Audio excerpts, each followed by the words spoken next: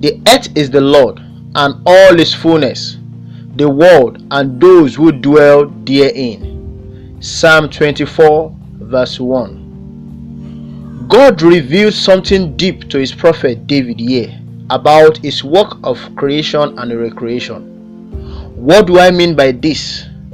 You will notice two words present in this verse: the earth and the world. So my questions are: is the earth the same as the world according to biblical truth? What did God create in the beginning of his creation? In the beginning, God created the heavens and the earth. Genesis 1 verse 1. I need you to observe carefully this divine knowledge or information God passed to mankind through his beloved Moses. God did not create the world, but the earth. Again, what is the last thing God will do after this world passes away? Now I saw a new heaven and a new earth, for the first heaven and the first earth had passed away. Also there was no more sea. Revelation chapter 21 verse 1. Again, God confirmed his purpose of creation to his vessel, John the Beloved, on the island of Patmos at Greece. If God only created the earth and not the world, why did God reveal to John the Beloved that he was in the world, and the world was made through him, and the world did not know him? John chapter 1 verse 10. Yes, this divine revelation is also true, but how? This is because every other being and things that added themselves to the original creation, that is, man, the earth and its fullness, are also created by God. What is the earth?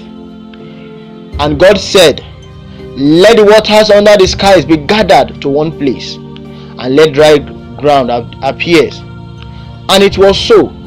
God called the dry ground land, and the gathered water he called sea. And God saw that it was good. Genesis chapter 1 verse 9 to 10. What is its fullness? These are every other creation God created for man needs and use, which we can see from Genesis chapter 1 verse 10 to 25.